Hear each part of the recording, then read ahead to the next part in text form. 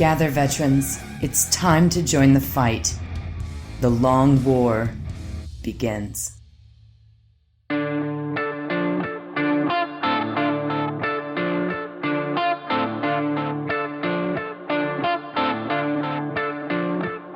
This is The Long War. I'm Rob Baer, and joining me once again are my partners in crime, Kenny Boucher and Wyatt Turk. What's up, guys? Yo, dog, great to be here. Hey, what's up? We are late tonight, and it's totally my fault, and I'm not sorry. Nobody listening to this on their drive to work knows we're late, though. So Oh, Yeah. okay. now they do, and it's Rob's fault. Congratulations. This one Praise time, yourself. one of these times, the thunder's going to get through on this microphone, too. And if I just randomly disappear, I'm not coming back. That's happened before. That's fair. It is storming. It is wild out there, y'all. But yeah, I think we got some spicy stuff to talk about. There's actually been a shocking amount of things happening in the tabletop gaming world this week. A lot of stuff coming out for 40K. 40K seems to be like or GW seems to be front loading a lot of the releases. I don't know what they're. It's always an exciting time for us to 40K simps. You allowed to say that word? Did we get in trouble for saying that? Did you say sip? Simp. Like you take a sip? I have heard that you're not supposed to type it in Twitch chat, but I don't know if that's true. If I'm referring to myself as one, as a joke, I feel like Twitch, contextually, I'm not making I feel any like statements. self-deprecating humor is okay. Yeah, I feel like I'm but- allowed to do that. Yeah. Like, I mean, I did once, have carnal relations with a bohemian gentleman in exchange for a Chaos Codex. So I feel like I'm allowed to say that. That I'm a 40K, I'm a GW simp. Like, I'll put my money where my mouth is. Literally. More ways than one. Mm-hmm. In every conceivable way. No, so table contents and also after hour advertisement. We did have an exciting after hours where a bunch of breaking data slates photographs showed up, and we spilled the beans on some things. Yeah. So there was a GW's going to be real mad because they tried to keep that from happening. And Rob has them all in. Look forward to a nice article tomorrow. Yep. Man, They just started showing up all over my newsfeed, like anonymously. yeah, it's wild, man. Just some stuff's out there on the internet. Can't stop, won't stop. So check out the after hours if you want to see some wild, breaking, exciting discussions. Pictures of Kenny's feet. Mm-hmm. And obviously, you have to be on the Hall of Veterans or Patreon to get access to that. That's our pregame show. We also do a pre-game show. So all that just happened. It's exciting. We're going to talk about informed speculation on this new secondary list for our meat, potatoes, taxes discussion, and what we can infer from what we know about how the game is going with the new GT book and everything. So it's not even a wild speculation section of this podcast. It's a pretty informed, objective speculation. Rob is going to go off hard on Horus Heresy, so I'm just preparing you guys for that. I'm always hard for heresy. He is hard for heresy. It's my favorite new catchphrase of his. It's not really new. You've been getting hard for heresy for years. Years, at least. I need to see a doctor for the past 12 years. Yeah, dude. And we have a special Would You Rather from Wyatt, so I might as well get out the new Would You Rather. Roll out to Wyatt's Cave of Wonders for a user-submitted Would You Rather. User submitted. I don't want to see their name in case they want to keep their social media kind of like private, but he came up with a really good one. Would you rather only be able to wash your dishes in used shower water or only be able to shower in used dishwater? Oh, God. So food waste or my butt stuff? That's like horrible. all of it? Like, do you have to wait, hold on. So like, do you like, what is more water? A dishwasher? What comes out of the dishwasher, or what you use in the shower? No, it's magic. Like, so when you turn the shower on, it's used dishwasher. Is it dishwasher water or like sink dishwasher? Like sink dishwasher. Oh, God. Because you can't game this. You can't game this by like cleaning your dishes and then putting it in the dishwasher. No. Because the dishwasher is vastly more, even though it's got food particles and gross stuff in it, it was superheated for like a half an hour. It's sterile. You know, it's gross, but it's clean. If you ever have to ask a question like, is it this nice version or the gross version? It's always going to be the gross version. Well, no, I'm wondering the volume, right? And it's enough volume. As much as you need. If you want to be in that shower for an hour, there's going to be enough water. It'll just magic. Keep okay. It's a magic faucet. I got you. So it'll just keep recycling or whatever. And when I go to my sink to wash the dishes in any capacity, but if I go for a glass of water, it's normal water. Yeah. It's specific to either washing dishes or showering. And you cannot use the water you were about to put into your mouth to then wash your dishes. It just changes magically. Don't you tell me what I can and cannot put in my mouth. I think John Patrick has nailed this when he's like, wash dishes in shower water and just don't even think about it. Just don't even. That's honestly how you have to move forward on this one, is like, you just can't think about it. Yeah. I mean, it's all it. There's soap in there a little bit. Yeah, I would do. I think I would just. I need to take showers. Like, I need to know that like my shower time is not just profaned. You know what I mean? Like, yeah. Somebody's trying to game it. If you only ever eat delivery food, when you open up that box of delivery, there's going to be a certain amount of like used shower water in there. No, I mean, like, are you sure though? Because like, honestly, if your version of gaming this is spending more money, like, to avoid it, like, you're still crippling yourself. If you only eat out, you're hurting your health, your pocket. Yeah, it's about the intent though. If you're doing this purely to get out of the genie situation, then you're gaming the system. Like, you have to accept that this is going to be your life now, one way or the other. I mean, sure, but I'm here to also like just point out to the genie that like so if you wanted to game that specifically, that means you only use paper plates, you only use paper cups, you never clean your coffee maker. That means you only order Starbucks every day. That means you have to order delivery every day, go to McDonald's every day. I mean, that's a crippling commitment to believing you are gaming this. I mean, you are like, I could not afford that. Like, if I thought I was like, haha, I'm gaming this, bro, I'd be bankrupt, dude.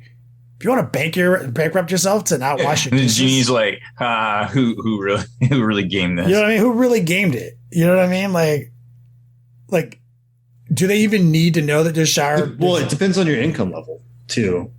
That's why I'm saying it's not gameable, because some people can afford that. Some people can't. If you're financially able to game it, now understand that when you open your fucking Uber Eats container, like, it's contaminated with fucking. Yeah. If you're financially balling enough that you can actually game it with no hit to your income level. Yeah. So the whole point of the game is you can't. Now it's on food. Now it's on your food too. Yes. This is a lot. No, straight up. I'm going to take my showers, keep my shower time, and gonna have to deal with the fact that my dishes are gross. Yeah, and I think your dishes are just gonna be gross. I mean, as long as your food doesn't taste like soap, or is that intended? I don't know. So like what I envision is that I'm gonna still use my dishwasher, but my dishwasher uses shower water that I already used. So my dishes are never gonna be like clean, but they will have been superheated like at boiling point, right? They're going to be weird and streaky, and there's going to be pube hair in there. Like, you know what I'm saying? Like, it's going to suck. Is this a hair on my plate? You know, and it's going to lead to new eating habits for me for sure. Like, I'm going to eat a lot more fruit than I normally do. You know what I'm saying? Like, there's going to be a lot new eating habits to avoid dishes. But you can't utterly avoid them. Like, you know, I'm going to need them. I'm going to need, you know, it's just that, you know, maybe rather than, you know, pull out a plate, make a sandwich, put it on my plate with some chips, take it down maybe I'll just grab an apple and that's my lunch. What about a lot of, you could do more finger foods. Like, you know what I'm saying? Like, I'm going to definitely change my lifestyle a little bit because, damn, that's nasty. But showers being just food particles and yikes. Yeah, you're supposed to be, you're supposed to be clean in the shower. Oh my God, it's even worse. John Patrick is like, he said something that made me think, is it like my shower water or is it just magic shower water? It's like, it's random. It's not your own shower water. No. That's part of the thing is like, this was never your own waste because people could just rationalize that fairly easily. It's like, you don't know where this waste is coming from. I mean, your shower needs to be as clean as possible. Yeah. Yeah. Because otherwise, what's the point? You're just never going to be clean. Yeah. You gotta be clean. That's right. Gnarl's already like, wait, I can't shower in herbs and spices. Yeah, you can't game it, dude. That's what I'm saying. I can see myself changing my game a lot, right? Like I'm going to be eating a lot more fruit for breakfast. I'm going to deal with this, like my dinner being contaminated. You might even see me being a hobo every now and then and just eating soup out of a can. You just be able to, eat more finger foods, whatever. You just be able to digest a little bit different, more stuff. I'm not going to be happy. My food game is going to be weak now, dude. Like my coffee maker, coffee's a big part of my life. I can't clean my coffee maker without it being gross. You know what I mean? I'm going to have to make some serious investments in my life and changes to only be sad sometimes. You know what I mean? And depressed sometimes. But if I couldn't take a shower, man, that'd be the end of my life. Yeah, that's my final answer, man. I'm like random fucking disgusting shower water for cleaning dishes. That's my final answer. Yeah. Kind of have to. And I'll do my best not to game it. And I'll just, I already have apples in my house. It's not like I don't have them. I have fruit all the time. Like, it's just change my eating habits a little bit. Hope the genie could understand why I may not have a bowl of cereal tomorrow and I'll have an apple. Gonna hate it. Like this stupid fucking apple. Bonet's gonna be like, here's some berries. I fucking hate berries, man. It's like, and you just put them in a bowl. They're disgusting now. Yeah, don't. It's actually grosser to like plate your food. She's like, oh, I'm gonna wash these off in the strainer. I was like, yeah, you have fucked up. Didn't even wash my apple. I'm sure washing my apple off in the sink counts as fucking bathwater. No, it's only dishes. Oh, thank God. Yeah, so you don't have to eat that wax or whatever. If I put a bunch of grapes in a strainer, is it going to count simultaneously me washing that? Your strainer is like dishware. So dishware, the second it enters the stream, pube hairs. Everywhere. Yeah, disgusting. And it like builds up because you didn't wash anything else. Nasty. Good one, user. Even Baker. Yeah, dude, I might move to Bakersfield and eat a Long John Silver's, dog. That's my character. I mean, that also seems pretty. I mean, I'm sure their food has already been washed in some pretty disgusting stuff, so it evens out, right? Yeah, if I already picked Long John Silver's at some point, would the genie allow me to just keep gaming Long John Silver's? Yeah, that's your own kind of like monkey spa situation, anyways. I feel like that's fair. Genie's not in charge of managing my monkey. The only way to game it with fast food is you have to eat all your meals at Long John Silver's. Well, that's a good one. Does it affect me? Or alternatively, you have to eat a fish raw that's delivered to you every day. Oh, so no. Why? It comes full circle. No. Stop. Barf. Does this scenario affect everyone in my household? Just me? No, it's just you. You're the one who has to make this decision. So it's you. Suck it, nerd. That's the intent of the game. Like, I feel like people have not grasped, like, the intent of these would you rathers is not to try to game it. It's not to try to beat it. So you have to look at this like it's like critical thinking. Like, it's two really bad choices that you have to just decide to go with and why you do so, not like try to wiggle your way out of it. No, it's happening. The lesser of two evils. No, we can ask questions to make a better decision. Well, I also just want to know if like now I'm also losing my lady over my choice. You know what I'm saying? Like, no. It's always been you. Yeah. Like, except that one time you said, do we all sound like Charlie Brown? Do you rather have all adults sound like, what was it?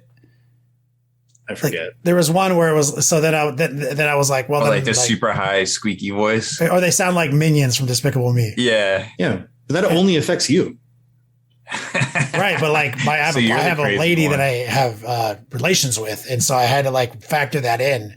Yeah. To so there's sometimes like that's why I have to ask. Good one, Rob. You want to do some news for us?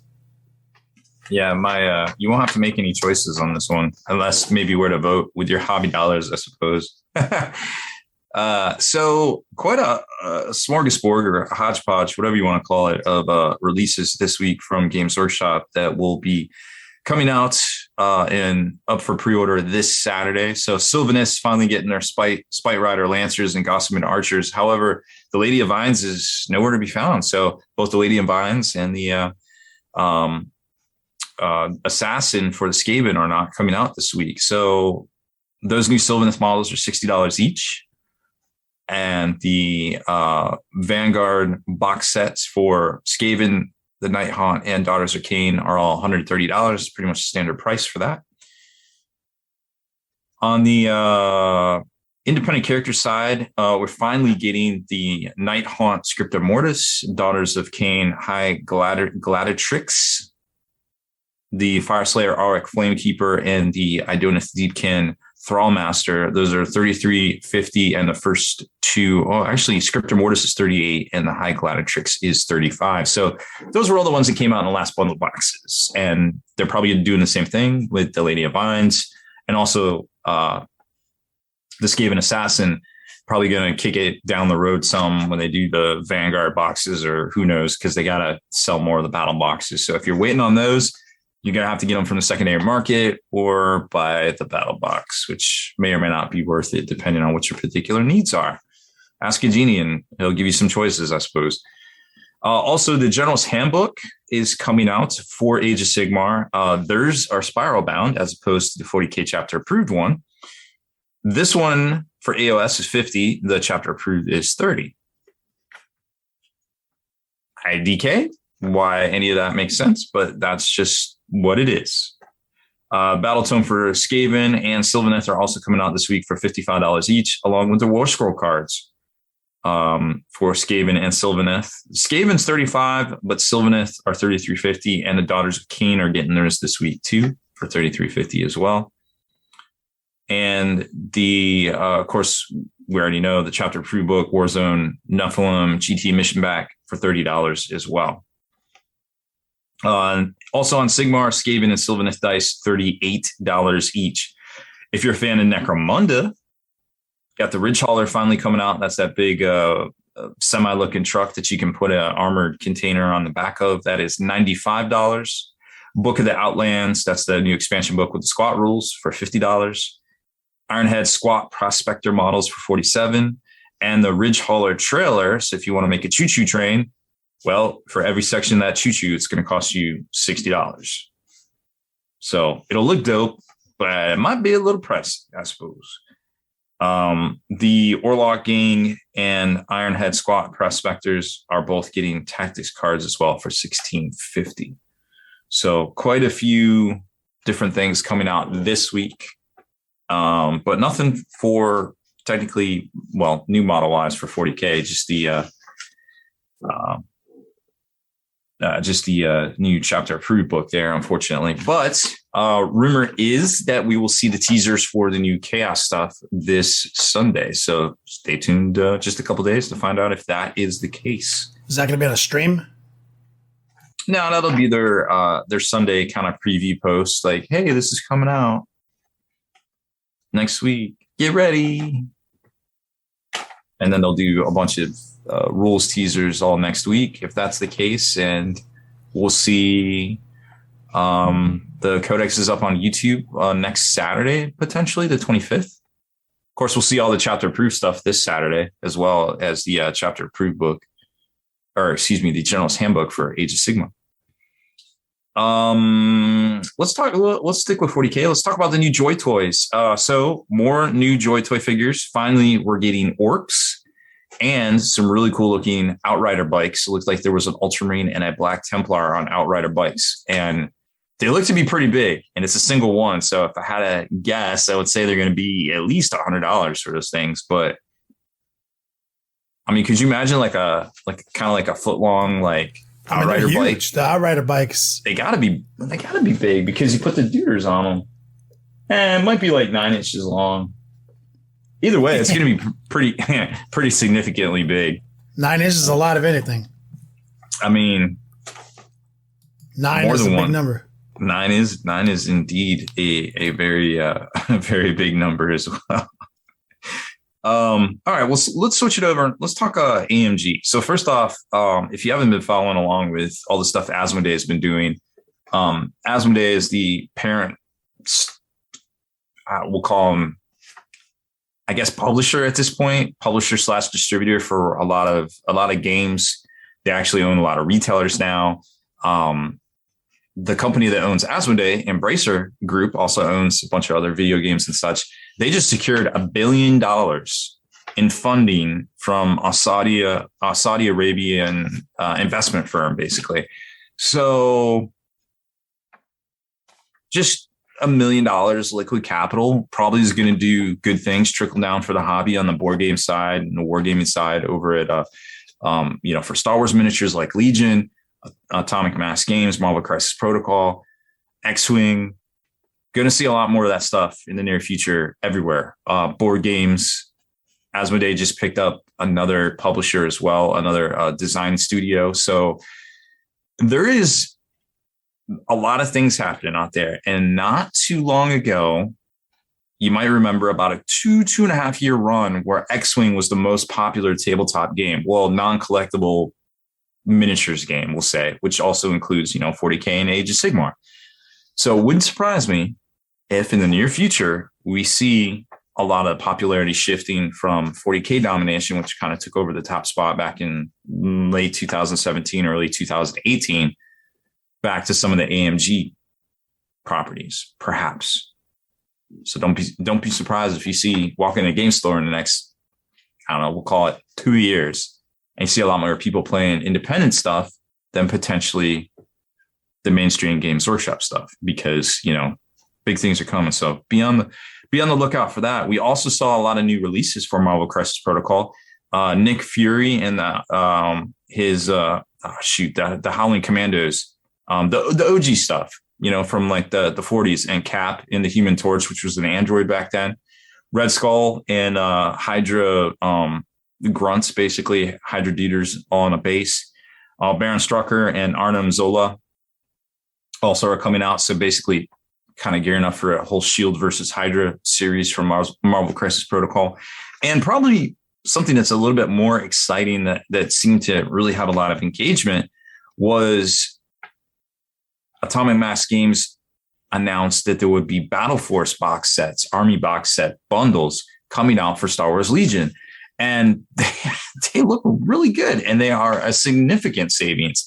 Only one of them was very low savings. And I mean, for $150, you can really jump into playing Star Wars Legion if it looks fun to you, for not a lot of money. And you don't even really technically have to pick up the core set. The rulebook is a free download. They just updated it as well. You really just need the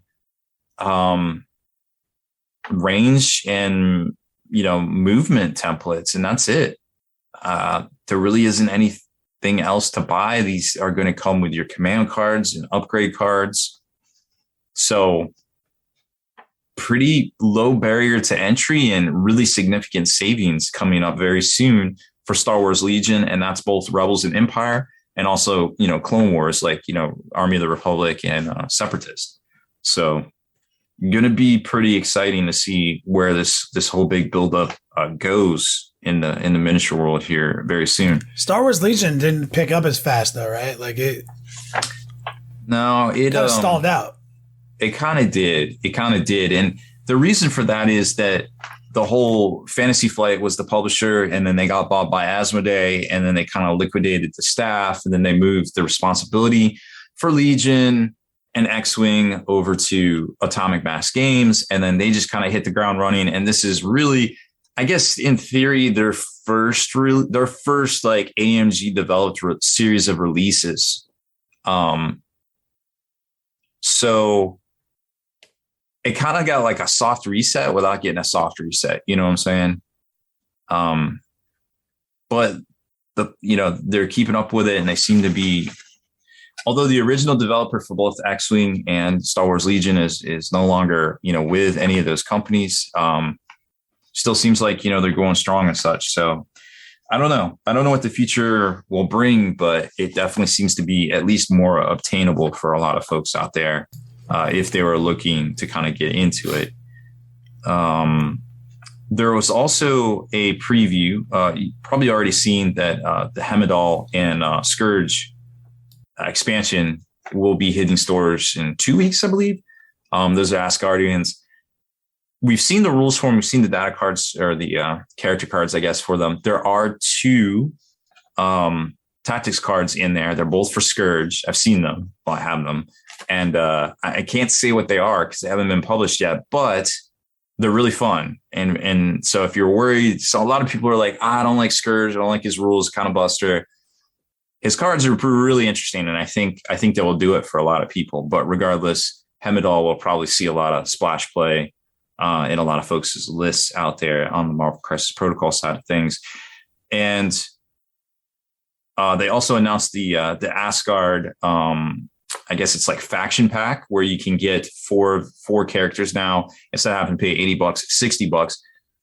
The character cards in there are the new Sideways cards, and the tactics cards are the new reprints as well that are coming in the new card pack that also comes out this week. So it's interesting to see, while they haven't put out all the cards, the new format cards, it looks like these reboots and these savings you can get with these character kind of faction packs, they're going to come with the new cards too. So in theory, you could rebuy them for the character cards if you really wanted the Sideways ones as opposed to old ones, but you don't necessarily have to. That's the only cool thing about everything else is the same. So just kind of keep that in mind. But don't be surprised if, you see somebody with a different card. Back in the days of Privateer Press, when that was really popular, they redid the cards. I played a game with the old cards that were black and white, and somebody was like, "What, did you make those up?" And I was like, "No, these are the cards that came with these came with it. They're still the same rules, but they came with it." And they're like, "What?" And I'm like, "Yeah, well, that was 5 years ago. I don't know. I don't know what to say." Anyways, just, if you step up to the table, something looks different, there might be a reason for it. It doesn't mean somebody's cheating or whatever. Yeah, you're fucking old. You're old. You play with the old Buster shit. I mean, when 2 years is old, I don't know. But, that's kind of where we're at because I don't like games that change. Is today opposite day? Where are we at? I don't know. Anyways, they also announced the end of Horus Heresy. I'm not sure if we talked about this last week. The Horus Heresy series of books. It looks like it's going to officially end with 68 novels since 2005. So there's going to be 8 for the Siege of Terra. Oh my god! What? So many. It is a lot. Is it finally going to, is it going to end with the ending? Like, yeah, the last book is called The End and the Death. Spoiler alert. Somebody might die. You don't say. Just maybe 2 people. Yeah, I feel like maybe 2 people are going to die. Maybe one will kind of live on kind of crippled for a while. I don't know. Anyways. But yeah, that's happening. No official date on that last book yet, but it will probably be spectacular. If I had to guess. Also jumping back into the GW side of things, they announced new contrast paint, 25 new contrast paint colors. Personally, I'm a little torn on the color choices. Like, I see some of the super poppy, vibrant ones. I could see where some of those take the place for some of the glazes they got rid of in 2019. But some of the, I'm just like, I don't know what to do with these. Although I did like the Night Haunt one. That seemed pretty useful. I could see a lot of people using that. But and a new white spray primer that they promise won't suck. What are the colors? Dude, I don't even know. 29 of them. 29. Oh. I mean, are they like some really bright ones? You said bright. Yeah, there's some super like fluorescent bright or no. Nah, they're like a lot of them are bright. Yeah. A lot of the old glazed names actually, because then they make a Sermon Blue and I think they used a lot of the same names. I have no idea, man. But what I took away from that article was they were getting rid of the gloss washes. Remember was it 4 or 5 that they have of those, Kenny? Oh yeah, they're getting rid of those. So that's kind of an end of an era there. So if you got the gloss Nuln Oils or the Agraxes, hold on to those. They're gonna be selling for premium on the eBays here very soon when people realize they're gone and need a new pot. That'd be are they replacing the washes? There are some new washes, but not the glosses. No, they're just like, we're just not doing this anymore. I guess, I don't know. Or shades. Kara Quinn, thank you for correcting me. Shades. They call them shades. Shades. Should call it stain. Should call it. Might not be worth it. I don't know. Well, I mean, that's why I always try to remind people is like, I don't think that their washes are any good, but like GW, they call them shades, and when you watch their videos, like they use them pretty sparingly and very specifically in their paint by numbers curation system. So if you ever, and the only good thing about the gloss shade is that it can break up enough surface tension because its medium was more hydrophobic by nature that you can get a better all over wash feeling from it because of that. So, but that's never really been a thing they market. That's not really, there's been a few exceptions to that and how they use these shades, and contrast has kind of replaced that for all over coverage.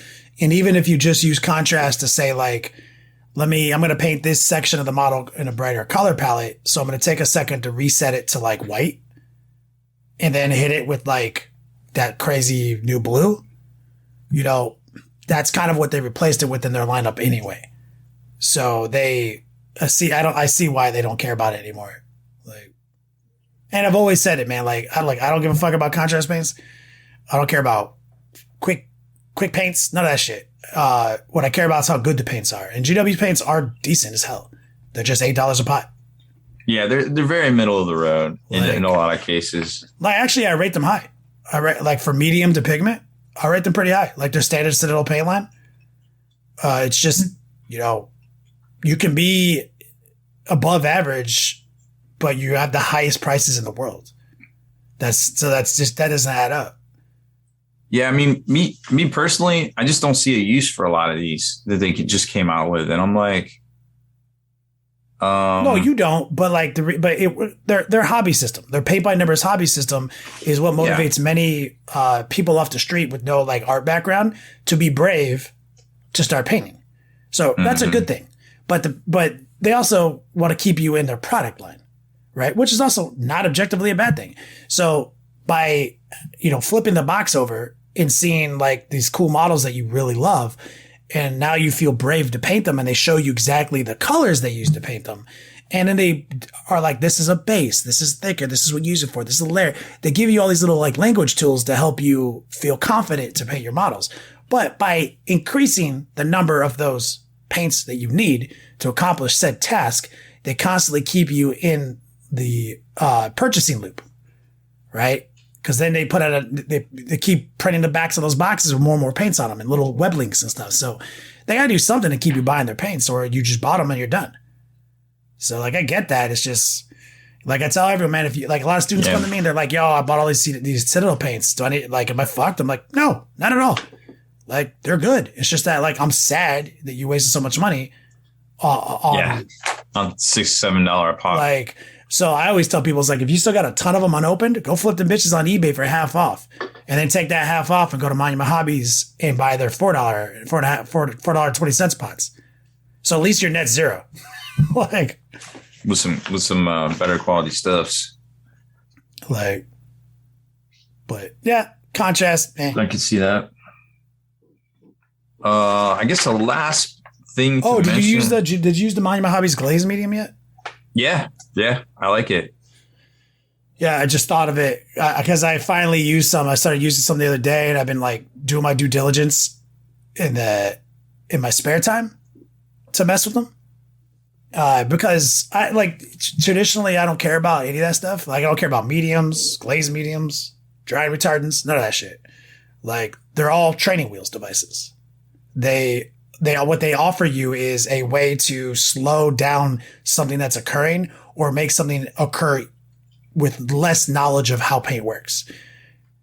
I don't need those, but I don't dismiss the fact that many people's hobby time is greatly accelerated by the existence of those products. So I kind of like put off looking at it just because I didn't want to put out a bad review on Jason's stuff. I was like, man, I'm going to say some shit on this. He ain't going to be happy. You know what I mean? But you know, I used it live the other day. I used it last night. I used it today during my webinar, and I'll say it's a good product.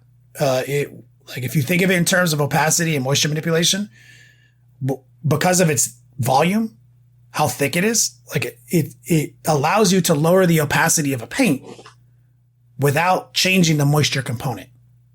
So to anybody out there who's, you know, thinking about a glazed medium in their arsenal, if your glazed medium isn't doing that, if when you're introducing it, it feels like your paint's getting wetter still, that's not that tight when this product exists. So what that lets you do is still stay in control, right? Doing like edge highlights and other things like that. But since it lets you lower the opacity while keeping the moisture component low, it lets you do like incredibly baller edge highlights. I'm not even talking about glazing, dog. Like fuck the glazing component. I'm talking about like you can do edge highlights more flawlessly and safer and still be in control. That's what I've done. I've spent like 4 hours on that right now. I'm like, damn, this is actually useful to me. Because what I use it for was it's very similar to the glaze medium and flow improver mix I would make to, you know, make washes and stuff and basically mix it with the paint, you know, 6-to-1. He markets it exactly that way to the greater audience because since it's a filtering component, right? He engineered it so that you can, you know, so you can lower the opacity of paint and stay in control. So washes, glazes, the side effect is that there are filters, right? Mm-hmm. And so it's pretty. So if you want to make your own wash out of anything, you're gonna get some good results if you want to use it in that capacity. As Rob has a manual of ratios, like for like if that's your style, he's got. So like it's worth mentioning, man. Like it's a pretty good product, and I like having it. You know, so. Even at my level where I feel like everything is training wheels except water, I'm finding myself addicted to it while edge highlighting black models right now. So, yeah, I mean, you can even use it, add some water with it and make a wash. You don't want to do it like as a glaze or whatever. It won't break it. It won't break it up. Is that live? When is it going? I think it's live. I think he's selling. Is it? I didn't do a new product post on it. We always talk about Monument Hobbies as like your default, like superior product line. Here it is, glaze and wash medium, $16 out of stock. I don't know if it ever went up live. Did it?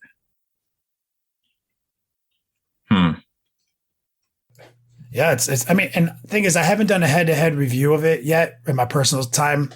What would you even head-to-head it with? Well, like right now, if I'm going to do an all-over wash, I use Army Painter washes, right? Their wash medium? Well, I don't use their wash medium. I don't use Army Painter's wash medium anymore. Then what do you? Oh, you just use water out of the bottle. I just use water, dog. Water. Like and water. remember what I said?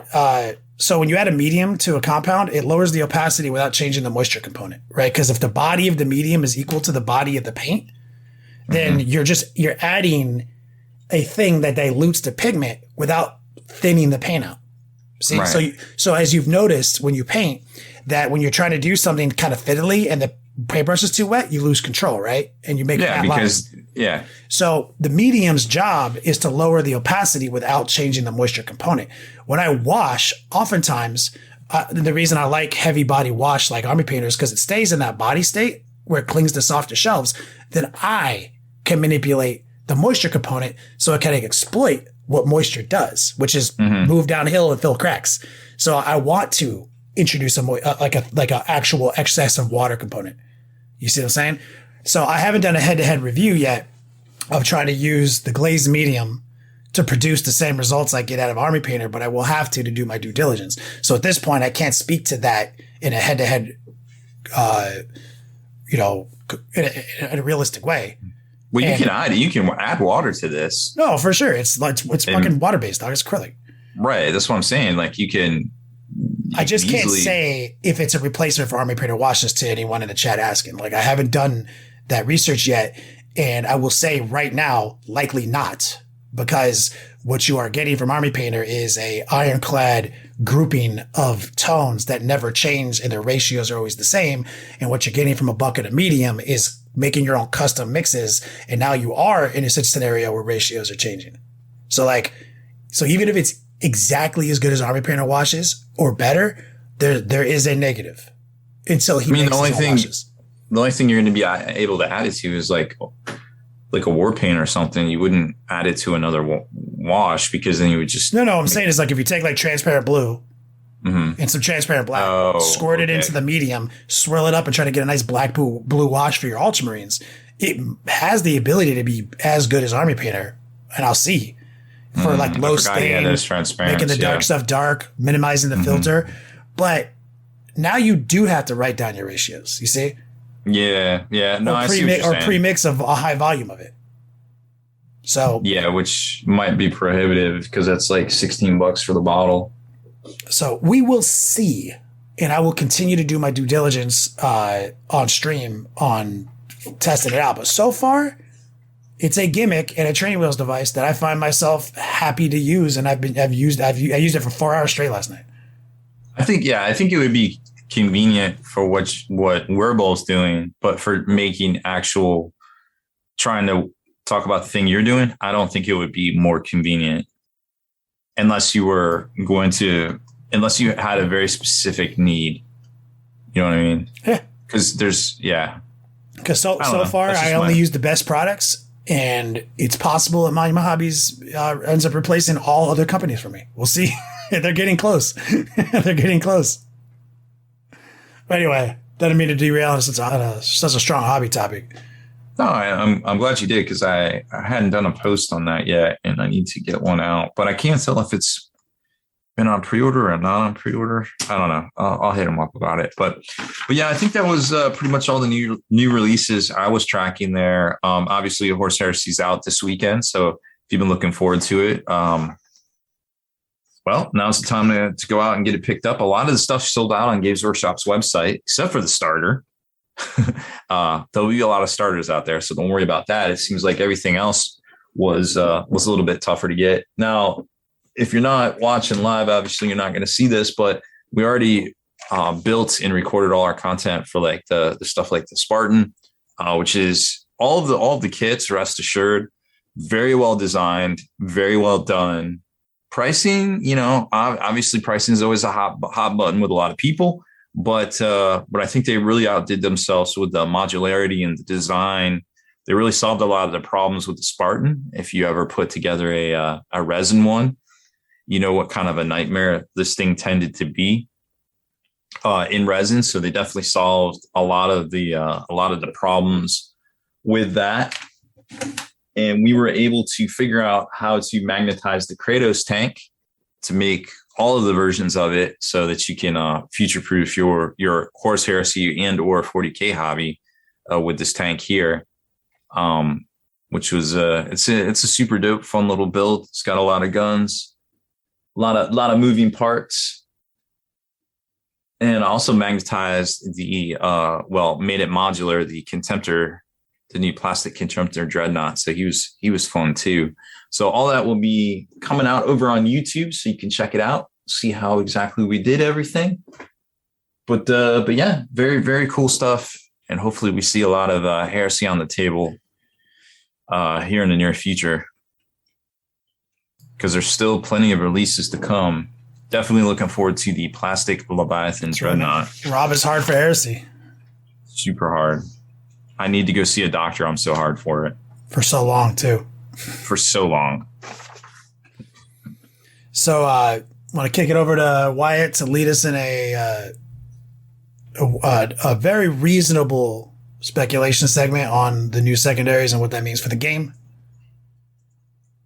Yeah. So we were talking earlier in tactics class because they previewed some chaos stuff today, one of which is the Iron Warriors faction secondary, or one of their faction secondaries. We don't know if they have 3 or just 1.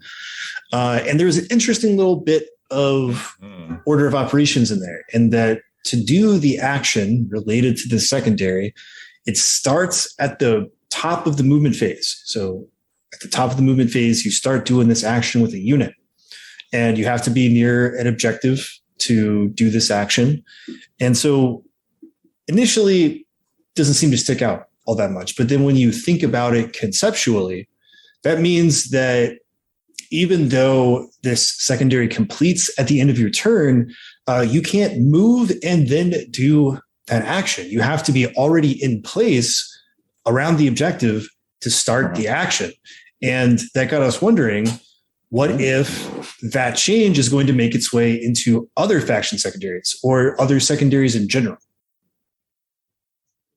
Be a bunch. Yeah, I've already heard people talk about how it seems like a lot of secondaries got gutted, and at least in name, right? Because we already saw that, like, you know, Titan Hunter and Bring It Down are one now, right?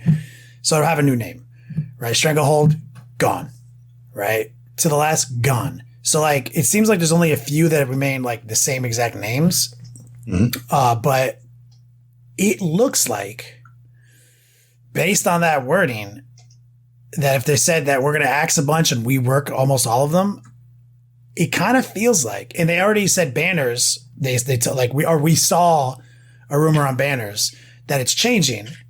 And one of the changes that was highlighted wasn't the movement phase part, but was you can still do the banner and complete the action even if something's in your range, right? So, but it seems like the holding it and, you know, controlling it component would still be intact. So, like, if I'm objective secure and I'm raising a banner and you send like a land speeder over, I'm still raising that fucking banner. The land speeder can't do shit, right?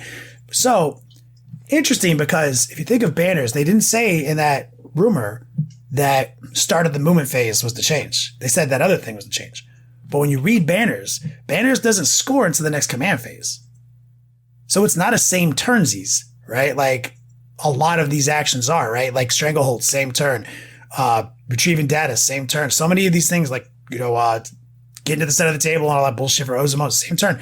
Or maybe not that one. That might be the next turn. So it seems kind of like if it's something you can do in the same turn, it looks very possible that the change and the tweak will be start of movement phase. And if it's something that happens in the next command phase, you might be still able to do it at the end of the movement phase and move into position.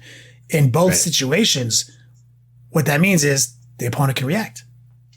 Yeah, you have to set up for this in your previous turn, unless I'm sure there might be like an objective that's in your deployment zone. You could just do turn 1. Like that's probably still exists in some way. But I really like this change because one of the big differences with this book that's about to come out is the reduction of passive scoring, right? Because earlier in the pregame show, we were kind of talking about like balancing a game around user experience. So like feels goods and feels bads and like fairness.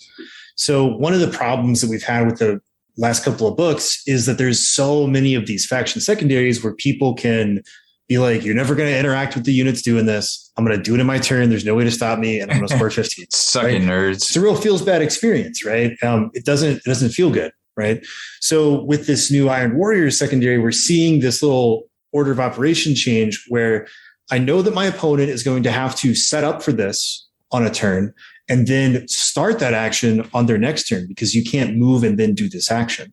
So then the onus on me is to try to stop that from happening by maneuvering my models and using my offense to try to stop that from happening. Because I think what a lot of people want in this game is for it to be a war. Like we're playing Warhammer 40,000, which is a war game. We want it to feel like a war where you have to fight it out to get all these points. And I think this is a great change for that moving forward. And we're going to see a lot. Like, I don't think people necessarily realized exactly how many faction secondaries are going to be in this book. And so we have the table of contents here, right? So we've got our Nephilim secondary objectives, which is our normal group of categories, right?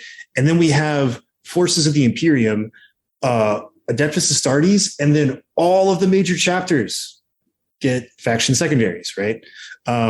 We've got Sororitas, we've got Custodes, we've got Admech, Astra Militarum, Knights, and Grey Knights. They all have either new or tweaked faction secondaries. Forces of Chaos, same thing. We got Traitors, Astartes, and then all the major legions, right? And World Eaters, Death Guard, Thousand Sons, Chaos Knights, and Demons all in there.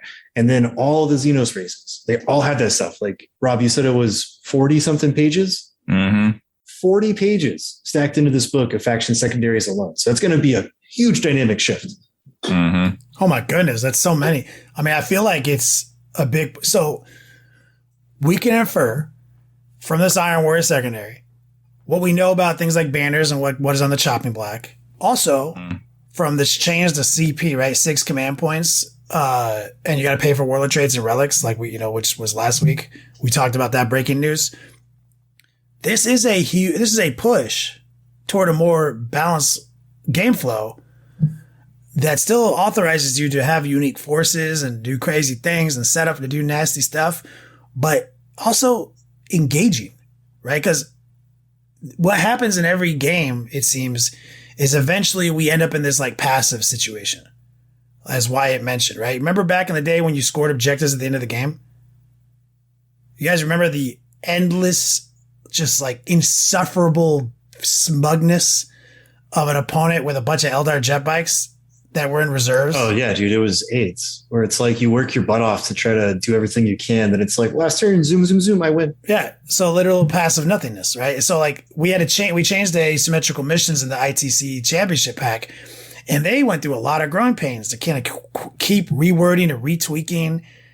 I mean, like they had to change secondary so many times to keep putting out new champion packs. They had to say that you can only pick one from each category. All these changes, right? But ultimately, what it settled on was pretty passive.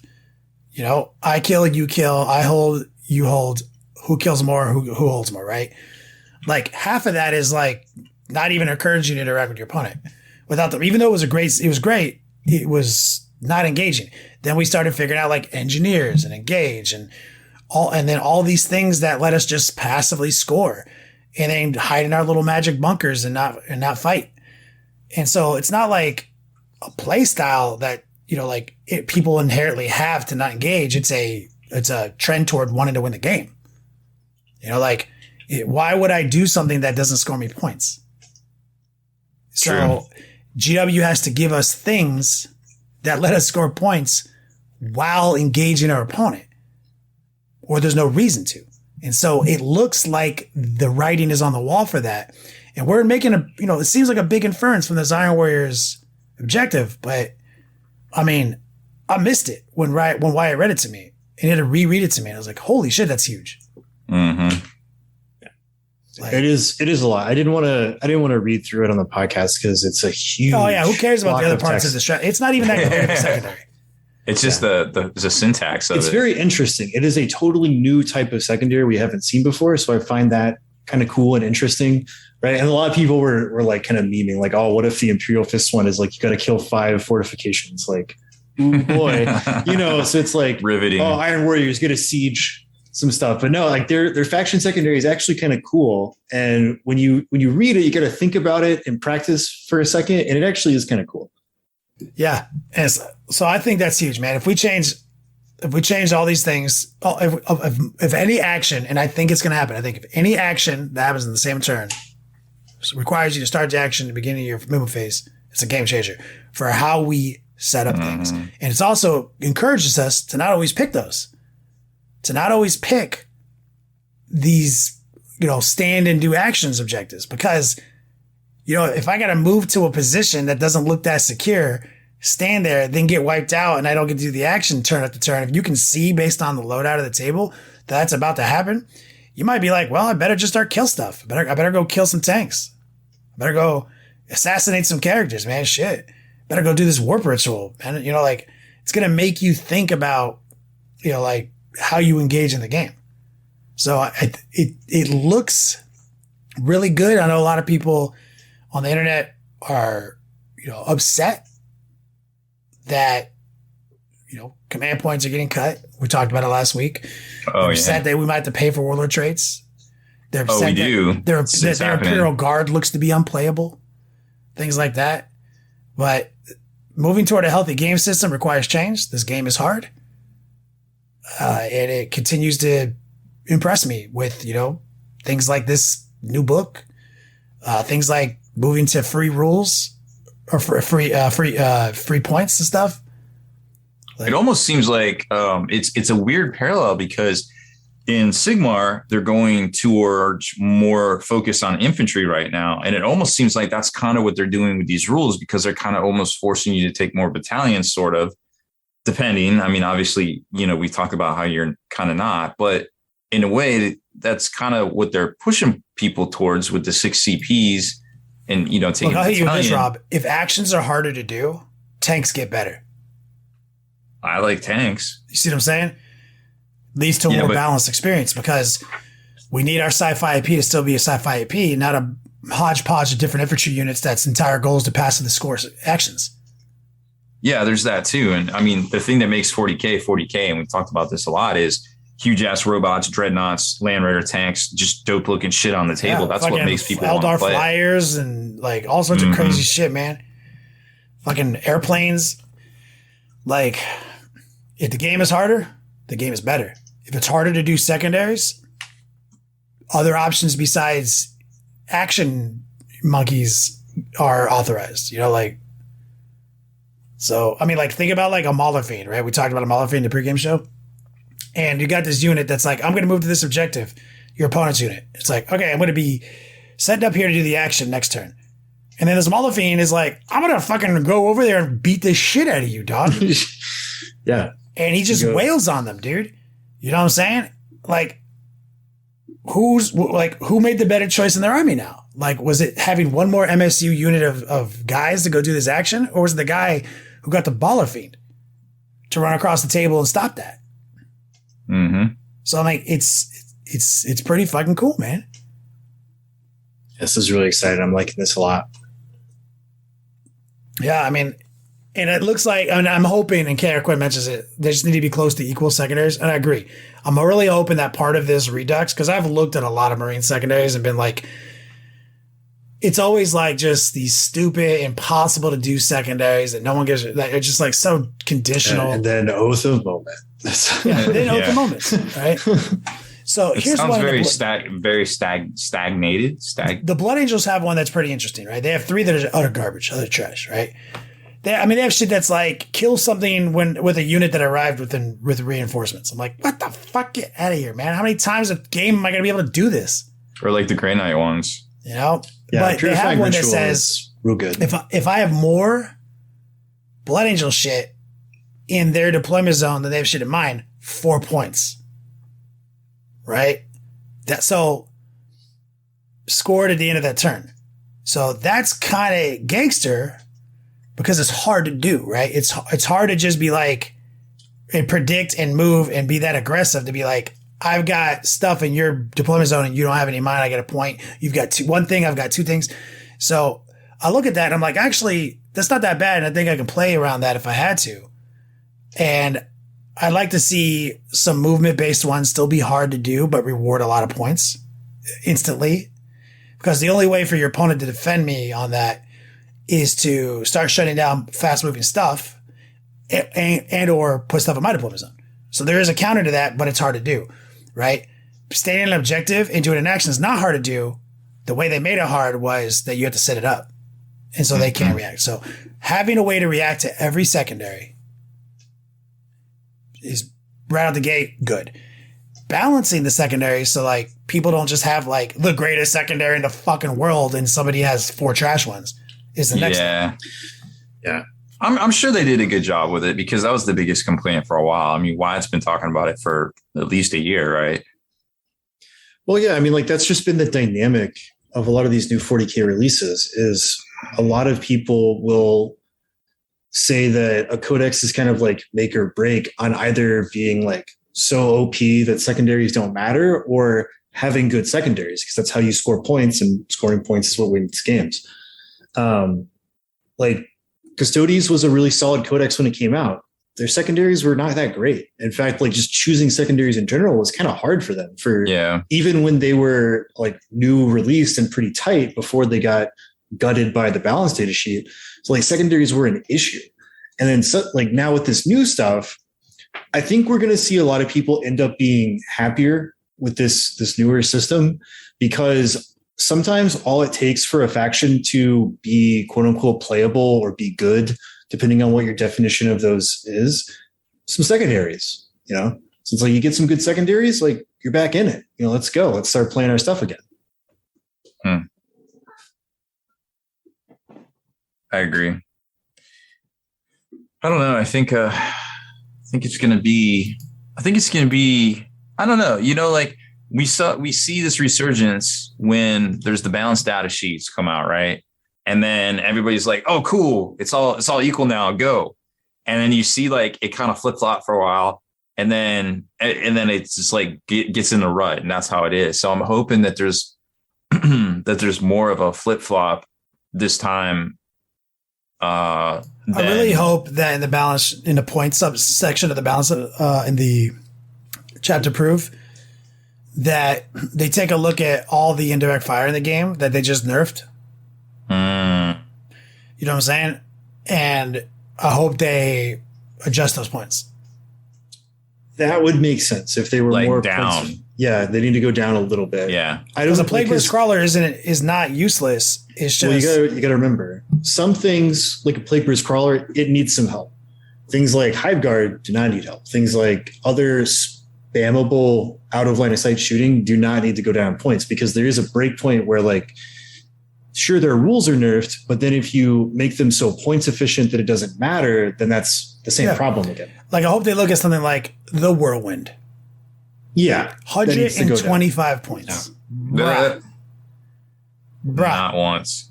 Dog, that thing doesn't kill anything. It's like the worst. It's like 2d6 shots that are like strength 7 -1 damage, or strength 5 -1 damage or some shit.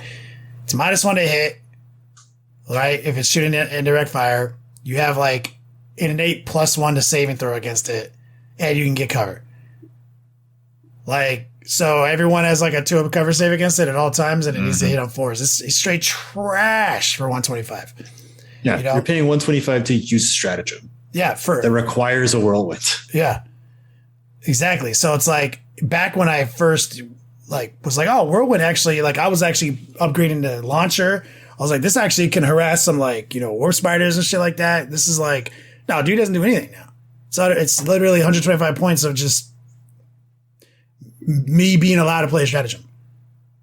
So like, I'd like to see them look at plague burst crawlers and other indirect fire. I'd like to see, now with armor contempt in the game, I like them to think about the value of certain other pieces of war gear.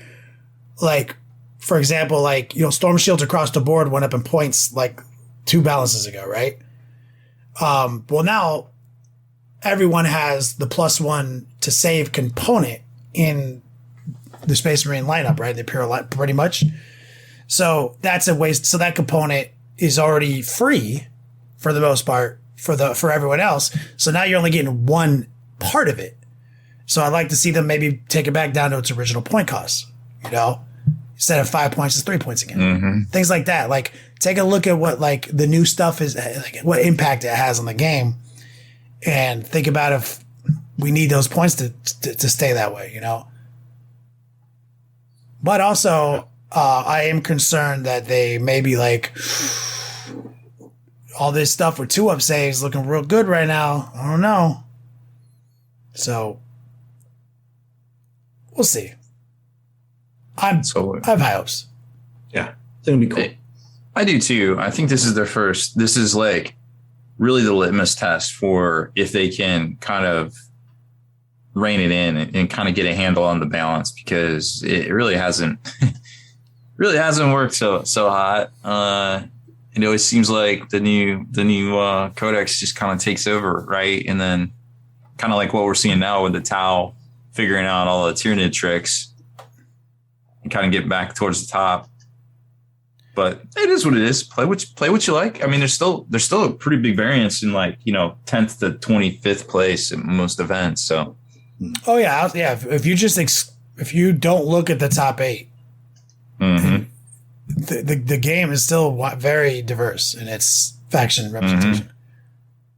Yeah, I think that's what I always like doing. I mean, I always check the top 10, but then I'm more interested in usually 10th through 25th. Yeah, it's like these are the hyper optimized, prepared players who are there to win, who were probably who knew they were going to win or had a good shot at it.